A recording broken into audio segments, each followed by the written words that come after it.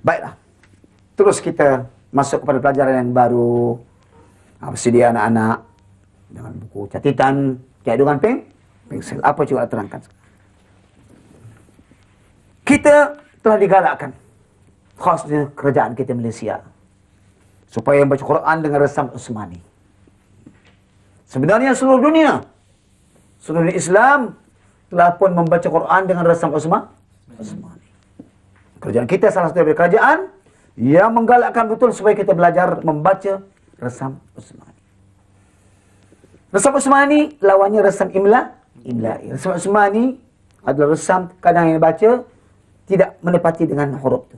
Tak ada huruf kalau dia baca, kadang ada lebih tidak dibaca. Tapi resam imla'i, apa yang dia baca, itulah yang diikut, itu imla'i. Maknanya kalau ba ada alif. Ya. Jadi sekarang kita digalakkan resam Utsmani ini adalah sebenarnya menjadi salah satu dari rukun Al-Quran. Ingat tak dulu? Berapa rukun Al-Quran nanti? 3. Salah satu padanya hendaklah membaca Quran dengan resam Utsmani. Baik anak. Dengan resam Utsmani kita mesti baca Quran menjadi salah satu rukun. Di antara yang perlu anak pelajari, di antara istilahul dhabt. Cuba ikut saya. Istilahul dhabt. Istilahul dhabt. Cuba lagi. Istilahul dhabt. Arti istilahul dhabt itu tanda-tanda yang terletak di atas huruf-huruf resam Utsmani ini. Jadi kalau tanda ni kita dapat ikut bacaannya, artinya kita dapat mengeluarkan hukum yang tertentu. Inilah keistimewaan istilahul dhabt anak-anak semua. Tanda-tanda baris ini ataupun tanda-tanda yang lain nanti yang cikgu akan tunjukkan menunjuk kepada bunyi bacaan. Sama ada huruf itu yang dihazaf, yang dibuang, ataupun ziyadah yang ditambah, atau huruf yang perlu dibaca, atau misal-misal yang ditukar digantikan huruf yang lain. Ini akan anak-anak dengar dalam resam Utsmani, adalah cikgu terangkan nanti insya-Allah. Begitulah juga anak kita akan dapat dengar tanda bunyi Ishmam. Apa tandanya? Ini tak dapat dalam resam imla'i, tak ada. Dia ada tanda nanti besok Ishmam. Ada tanda raum. Ada tanda bunyi izhar. Ada tanda bunyi ikhfa. Ada tanda bunyi iqlab. Ada tanda bunyi idgham. Ada semua tanda-tanda yang tertentu. Artinya, di samping anak-anak telah mengetahui sekali hukum-hukum, sana ada pertolongan lagi. Dengan baris saja, kita sudah tahu rupanya ini hukum gini. Tengok bukan istimewa dalamnya. Sekarang anak ikut bagaimana cikgu nak tentang baris yang menunjukkan kepada beberapa hukum-hukum berkenaan dalam surah Utsmani. Perhatikan sekarang dan catat baris yang cikgu nak terangkan ini. Apa bunyi baris ini? Ikuti dan catat. Kita dapat nanti dalam surah Utsmani begitu anak. Baris atas ini namanya anak ya. Sama dengan ini. Ini baris atas. Baris bawah sama ini anak. Baris hadapan kali ini begini pula waw terbalik ni. Tengok.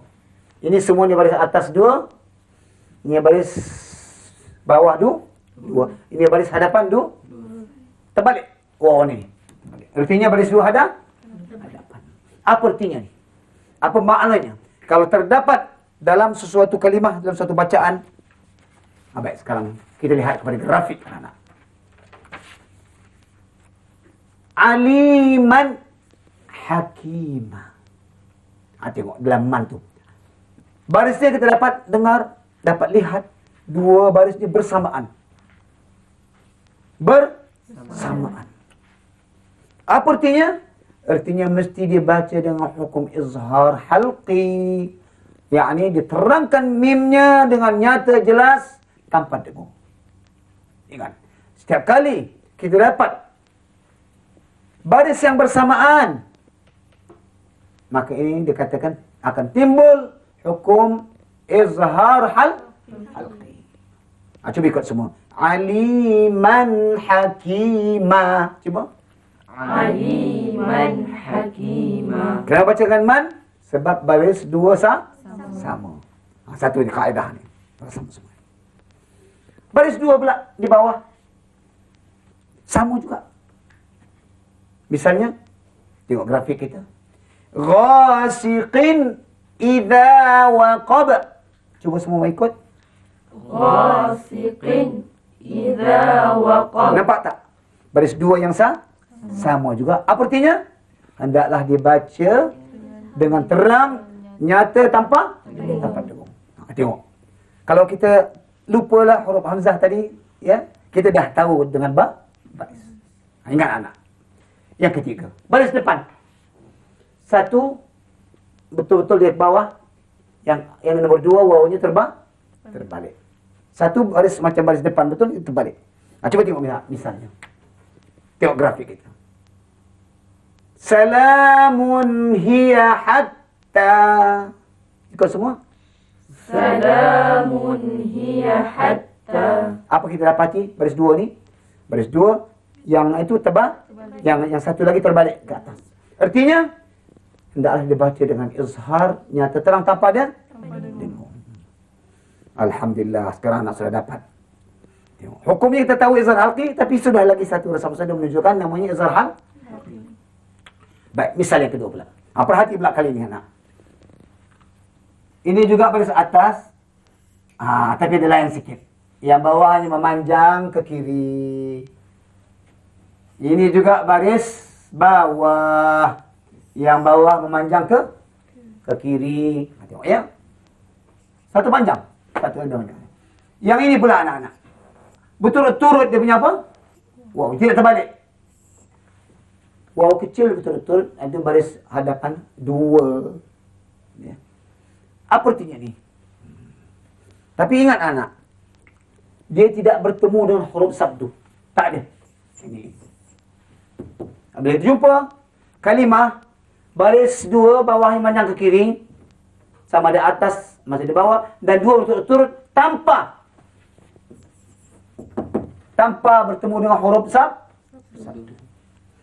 Ini mengeluarkan hukum ikhfa haqi, ikhfa, ataupun juga idgham naqis. Idgham ingat tak idgham naqis dulu? Waw dengan ya. Misalnya sekarang. Kita lihat kepada grafik. Amalan salihah. Cuba. Amalan salihah. Kenapa kita baca dengan ikhfa? Sebab baris dua yang bawahnya memanjang ke kiri. Baik. Cuba tengok misal yang kedua yang baris bawah pula. Jannatin tajri. Cuba baca. Jannatin tajri. Apa kita dapat? Baris dua bawah yang bawahnya memanjang ke kiri. Juga hukum baca dengan ikhfa. Baik. Cuba lihat misal yang ketiga pula dalam grafik kita. Tengok. Kutubun qayyimah. Ikut semua.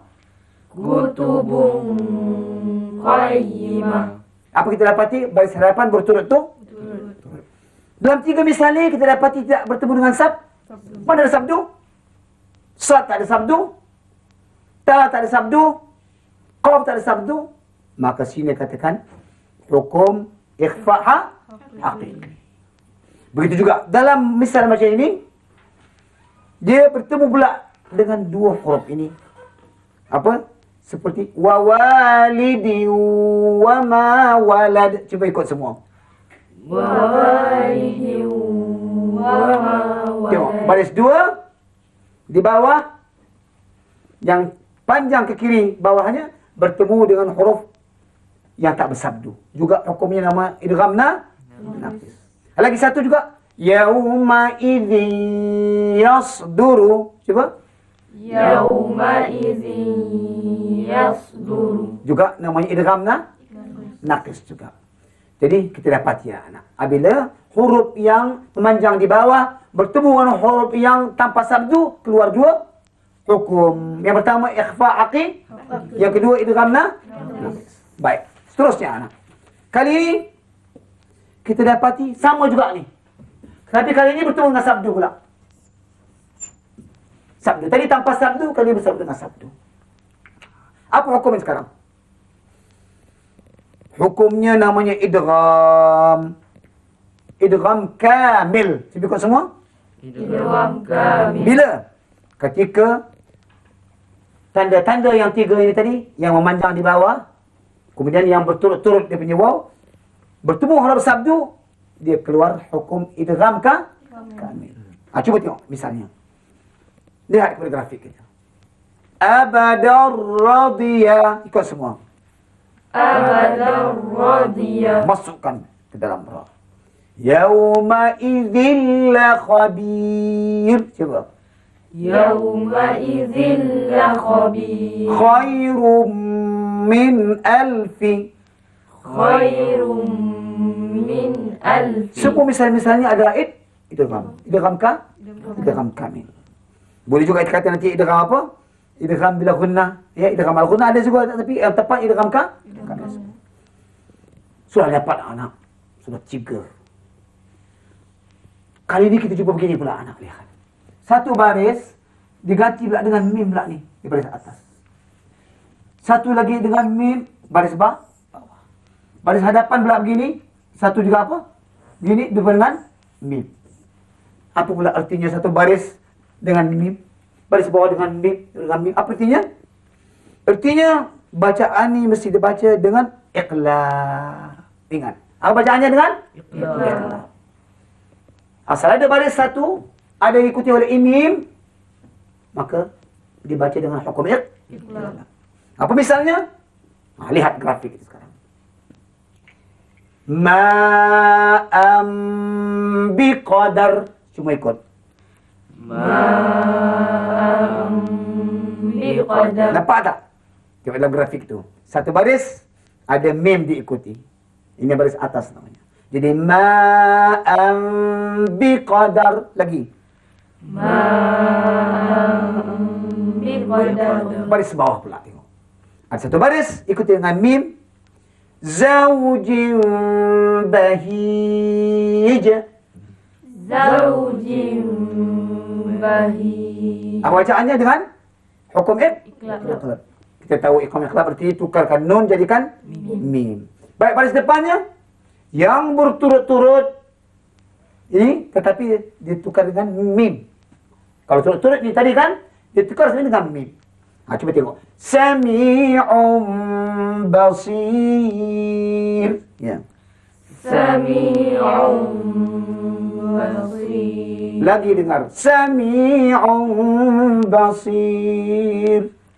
Sami'un basir. Ini dia anak. 4 macam tu baris. Baris yang pertama samur. Baris depannya saja dia bawah terbalik. Baris yang kedua bawahnya memanjang. Tapi tanpa jumpa huruf dengan sabdu. Yang kedua samur juga tapi bertemu dengan sabdu. Dan 3.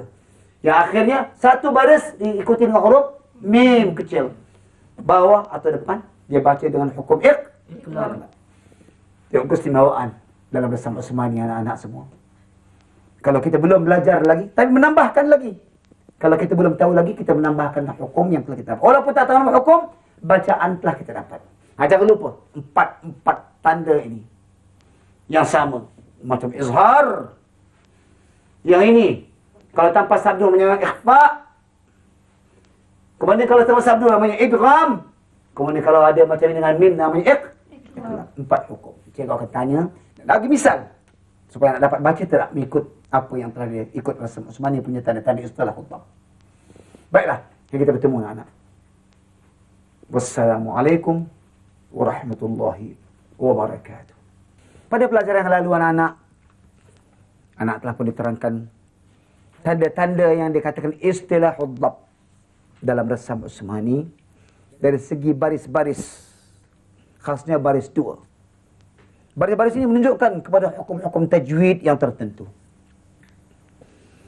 Anak-anak telah ditunjukkan segala baris 2 yang terdapat dalam Quran Rasam Utsmani. Segala baris 2 ini ditunjukkan bagaimana caranya. Seperti baris 2 yang bersamaan, ya, sama garis atas dengan baris bawah. Kalau baris di bawah, baris depan terbalik. Begitu juga baris yang 2 menunjukkan ada bacaan macam ini namanya bacaan izhar. Semuanya ni anak-anak telah pun cukup tunjukkan ada 4 macam. Tetapi kalau kita kira sebenarnya 6 macam. Kalau kita kira dengan baris depan itu 6 macam. Jadi cuba kita perhatikan grafik yang telah anak-anak catat dulu. Tengok pertama sekali. Lihat daripada grafik. Baris 2 ni bersamaan atas dengan bawah. Yang baris bawah juga bersamaan atas dengan bawah. Garisannya sama aja. Tapi baris depan, waw kecil, yang satu lagi terbalik. Hadapan, baris dua hadapan, yang waw kecil terbalik. Jadi, tentulah, ini menunjukkan beberapa bunyi yang tepat. Cikgu telah menyatakan kepada anak, bunyi kalau macam ini, mesti bunyi dengan izhar apa namanya? Halqi. Izhar halqi. Ini telah diberikan misal-misal yang berkenaan. Cuba kita minta kepada Muhammad Amin. Cuba baca. Macam mana? Misal pertama itu aliman hakima. Ya. Yang kedua ghasiqin idza waqab. Ya. Yang ketiga salamun hiya hatta. Ya. Bagaimana bacaannya sekarang tanda baris yang sama ni? Baris atas. Anda dibaca terang nyata tanpa dengung je. Apa keluar hukum sini? Izhar halqi. Izhar halqi. Kerana sama dia punya apa ya? Baik, baris bawahnya? Sama juga itu. Macam mana bunyi tadi? Ghasiqin idza waqab. Hukumnya Sama. tapi baris bawah. Izhar Izhar halqi. bacanya terang nyata Tanpa dengung. tanpa dengung. Baik, bagaimana barasan dua hadapan? Salamun hiya hatta. Macam mana kita dapat kenal? Waw kecil satu baris dua depan, yang waw kecilnya terbalik itu. Terbalik. Hukumnya juga Izhar halqi itu. setiap kali anak kita jumpa asal baris macam ini, jangan ragu-ragu. Terus baca dengan hukum izhar hal. Di samping anak sudah tahu terlihat dulu, ini juga menolong kita kepada bunyi izhar hal. Baik, bagaimana dengan baris 2 ini pula?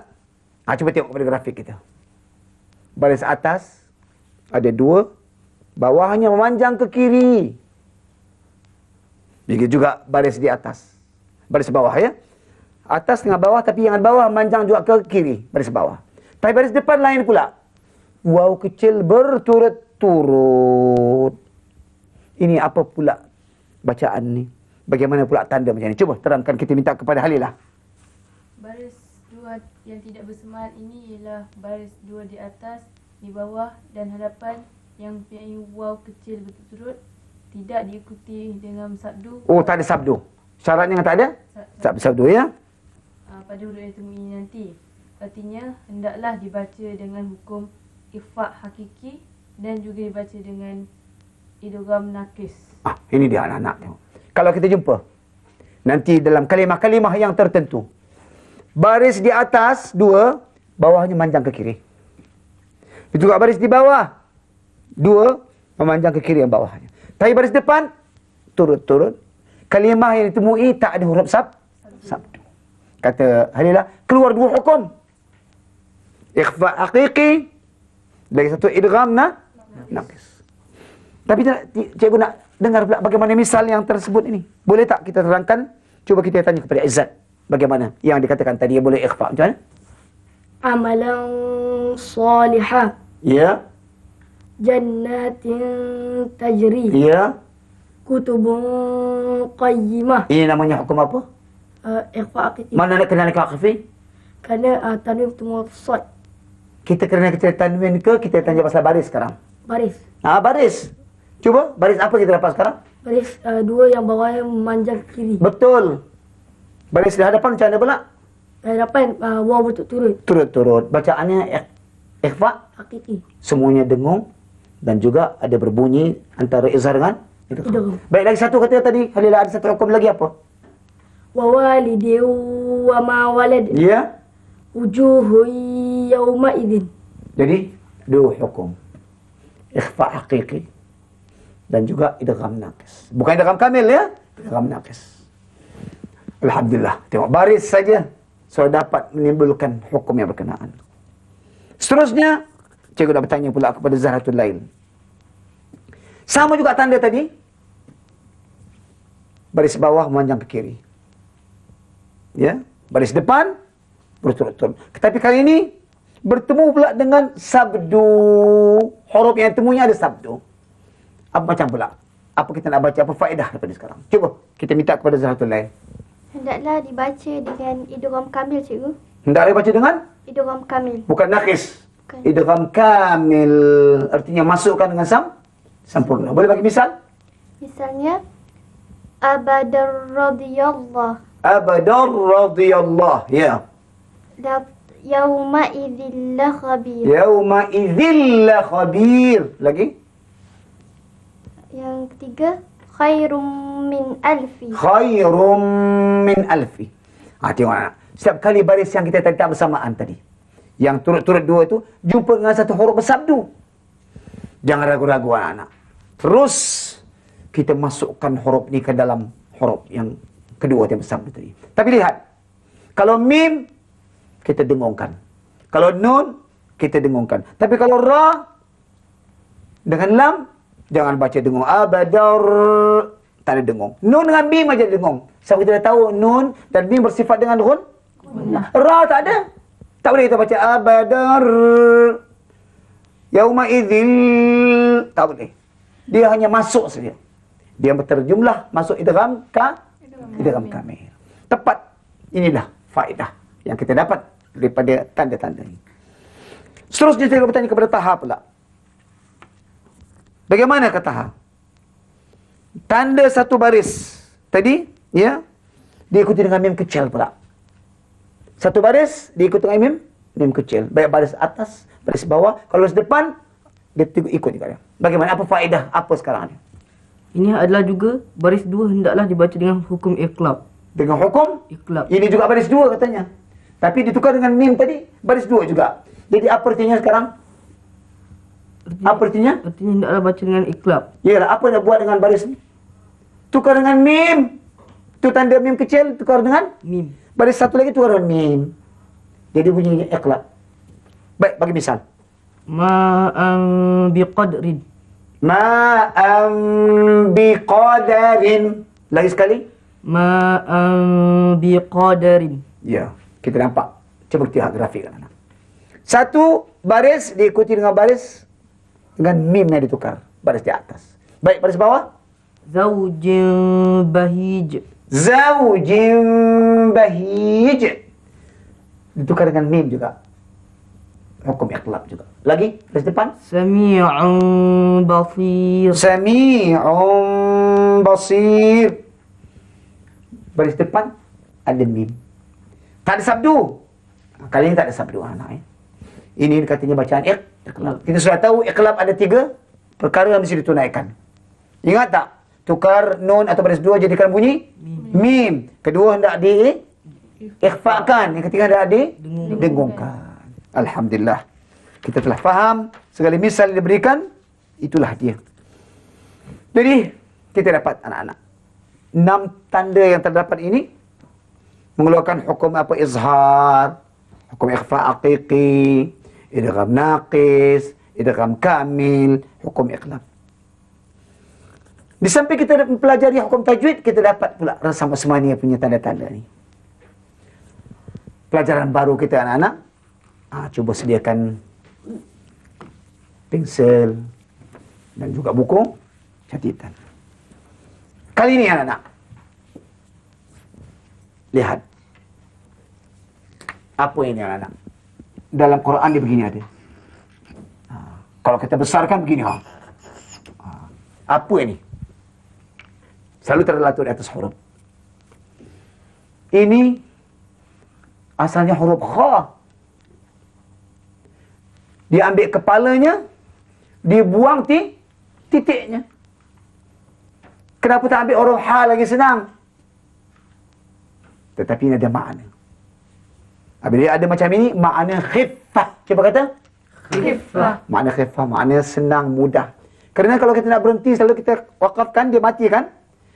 Itu dia. Jadi artinya, huruf ini hurufnya mati, tanda mati, dan hurufnya juga dibaca dengan izhar halqi, atau izhar apa saja. Makna huruf yang diterangkan, dinyatakan. Ingat. Lagi sekali juga terangkan. Ini apa namanya? Kepala? Kepala kha. Apa faedahnya? Iaitu dia tertaruh dia di atas satu huruf, menunjuk huruf ini mati, dan tidak dibaca dengan hukum izhar. Apa arti izhar? Nyata, terang. Apa misalnya sekarang? Baik, sekarang cuba kita lihat. Misalnya lah, cikgu nak tuliskan sekarang. Katalah sekarang misal yang pertama. Ini ada tengok, kepala kha. Lepas tu jumpa ini apa? Allah. Tengok. Artinya, huruf dal ini mesti dibaca dengan terang dan nyata. Cuba ikut semua. Cuba. Qad dhalla. Qad dhalla. Tak boleh baca qad dhalla. Jangan masuk dalam dal. Itu namanya id. Itu kan? Bacaannya mesti diterangkan dalnya. Itulah. Di antara faedah bila ada kepala kha. Cuba lagi. Qad dhalla. Qad dhalla. Lagi. Qad dhalla. Qad dhalla. Lagi satu misal juga nak beri. Tengok. Ya dengan ra ya.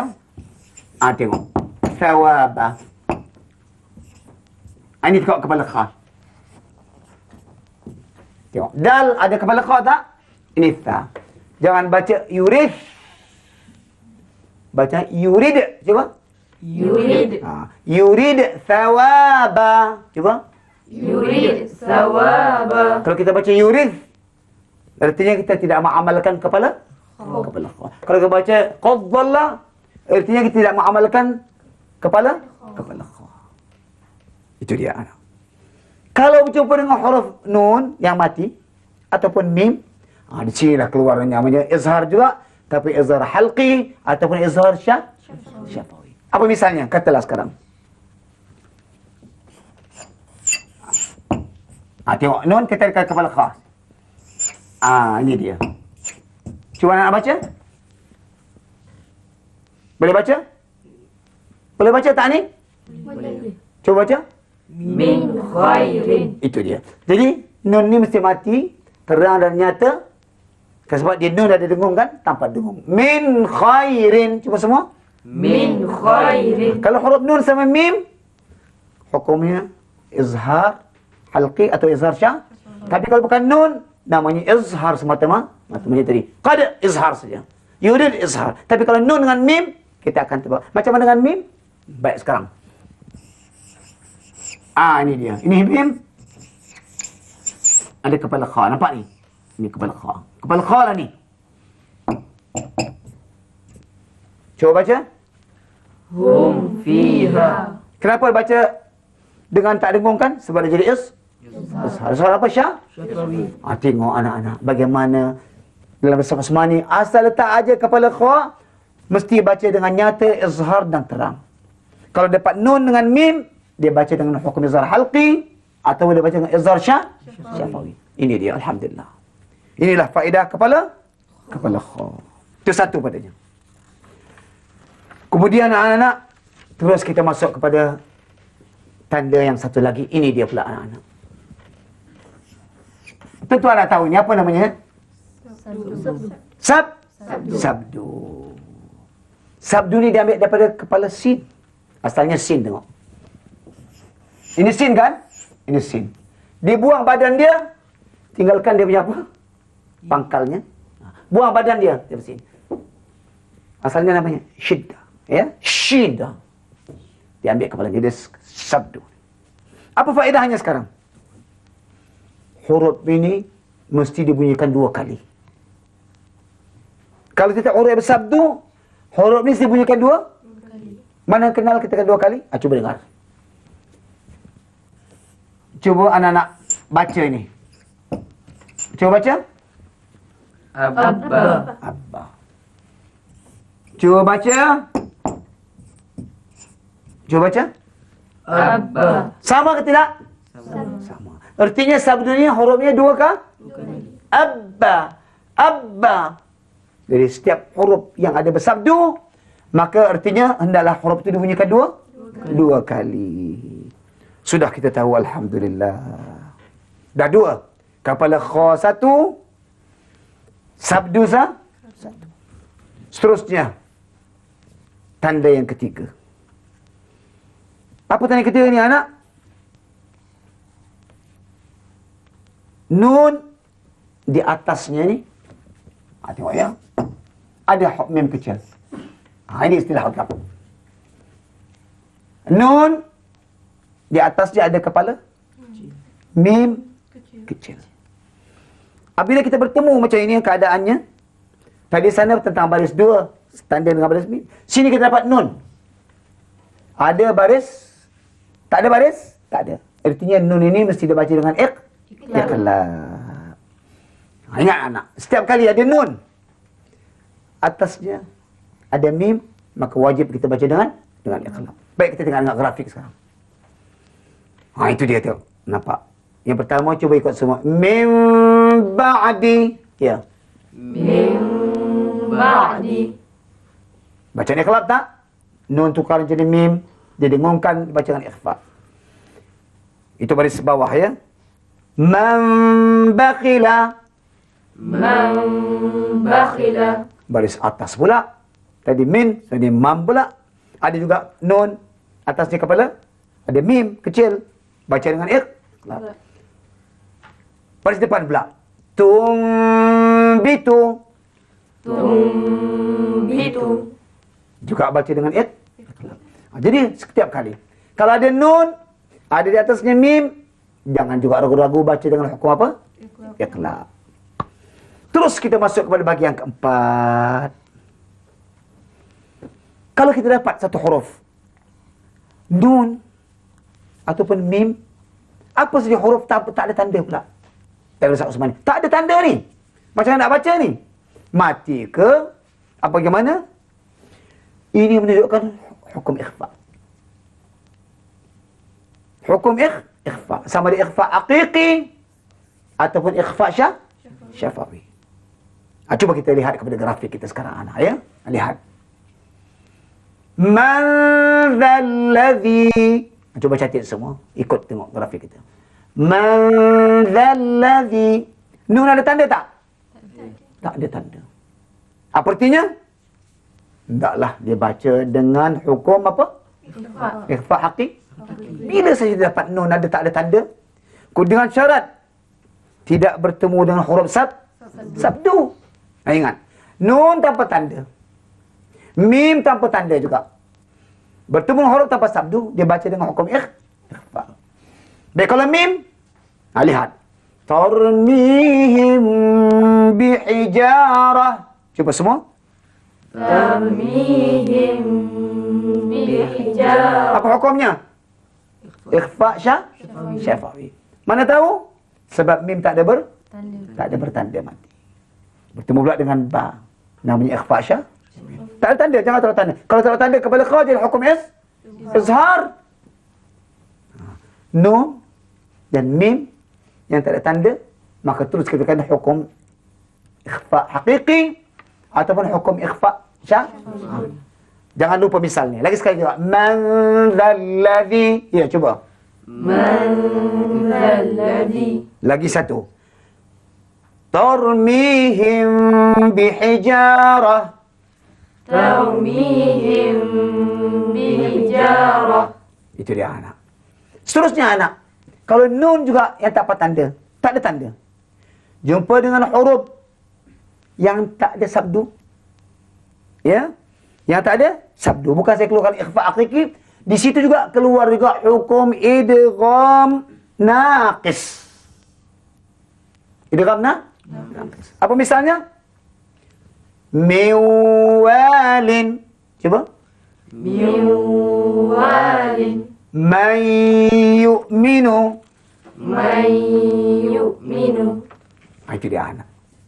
Sudah kita dapat. Setiap kali nun tanpa tanda, artinya huruf itu mati. Tapi lihat, kalau huruf sabdu, tak ada sampu, tak ada sabdu ya. Ikhfa, haqiqah atau syafawi, ataupun idgham naqis. Kali ini anak. Nun tanpa tanda, tapi bertemu dengan huruf bersabdu. Maka terbit belajar hukum idgham kamil pula. Lihat grafik kita. Ikut semua. Mirrahiqin. Mirrahiqin. Mim masad. Mim masad. Min ni'matin. Min ni'matin. Min ladun. Min ladun. Ini apa namanya hukum ni? Idgham kamil. Sebab normal kan? Idgham kamil. Dia masukkan nun ke dalam huruf. Tapi kalau ada mim dengan nun, kena ada. Tapi tu timbul juga di sini anak. Kalau jumpa dengan huruf bukan nun, bukan huruf mim, kita lihat huruf tu tanpa ada apa? Tanda, cuma huruf sabdu, namanya hukum idgham. Idgham kamil juga. Tengok grafik sekarang. Wa qalat ta'ifah. Cuba. وقالت طائفة. Masukkan bunyi ta ke dalam ta. Idgham kamil terus.